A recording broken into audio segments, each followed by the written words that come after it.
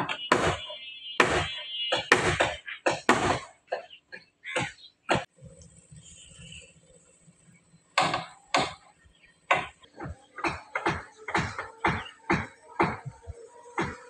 অ্যাম্বুলেন্সগুলো যখন দেওয়া হয়েছিল, আসলে নৌ অ্যাম্বুলেন্সগুলো এটা একটা ট্রলারের ইঞ্জিন এবং একটা বিকট শব্দ, এগুলো আসলে অকেজ হয়ে পড়ে আছে। এখানে অনেক জায়গায় ড্রাইভার নেই, আবার ড্রাইভার থাকলেও যে তেলের বরাদ্দ নেই, কারণ এখন আমাদের অপারেশনাল যে প্ল্যান আছে সেটা অপারেশন প্ল্যানটা বাদ হয়ে গেছে।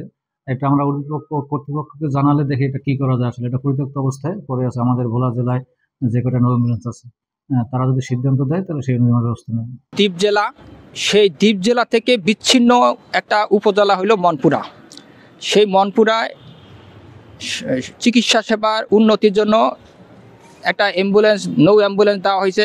সেই নৌ অ্যাম্বুলেন্স এখন পর্যন্ত চলে না, এটা পরিত্যক্ত অবস্থায় পড়ে রয়েছে দীর্ঘদিন ধরে। এটা কোনো মেরামতের কোনো উদ্যোগ নাই স্বাস্থ্য মন্ত্রণালয় এবং সিভিল সার্জন এবং ওখানকার যারা স্থানীয় স্বাস্থ্য কর্মকর্তারা, সেখান থেকে আমরা পরিত্রাণ চাই এবং এটাকে এখানে স্বাস্থ্যসেবা উন্নতির জন্য আমরা সরকারের কাছে জোর দাবি জানাচ্ছি। যেই ঘটনাটা বললেন, এটা হচ্ছে দৌলতখানে 1 কোটি টাকা ব্যয়ে একটা অ্যাম্বুলেন্স, নো অ্যাম্বুলেন্স দেওয়া হয়েছে মনপুরা থেকে দৌলতখানে রুগী আনার জন্য, ইমার্জেন্সি রুগীগুলো, যেহেতু এটা একটা উপকূলীয় এলাকা। আসলে এই অ্যাম্বুলেন্সটা তদারকির ফলে কিছু অদক্ষ লোকের কারণে এই অ্যাম্বুলেন্সটা যে 1 কোটি টাকা রাষ্ট্র ব্যয় করলো, এই পুরো টাকাটাই লস, জলে গেছে। এই অ্যাম্বুলেন্সটার আমরা যতদূর জানি বিভিন্ন পার্টসগুলো এখন খুলে খুলে মানুষ নিয়ে গেছে, কারণ এটা কোনো ব্যবহারই তারা করতে পারে নাই, বা তারা যে একটা সদিচ্ছা নিয়ে ব্যবহার করবে। জনগণের জন্য যেই অ্যাম্বুলেন্সটা দেওয়া হইলো, জনগণের যেই উপকারের জন্য দেওয়া হইলো, যে উপকারটা তারা এখান থেকে জনগণ যে সুবিধাটা পাইতো, সেই সুবিধাটা থেকে এই অসাধু অলস কর্মকর্তাদের জন্য বঞ্চিত হইল।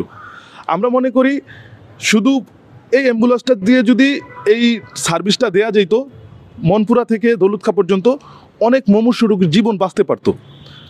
যেহেতু আপনারা জানেন মনপুরা একটা বিচ্ছিন্ন দ্বীপ, এখান থেকে সড়ক পথে একটা ইমার্জেন্সি রোগীকে আনতে অনেক কষ্ট।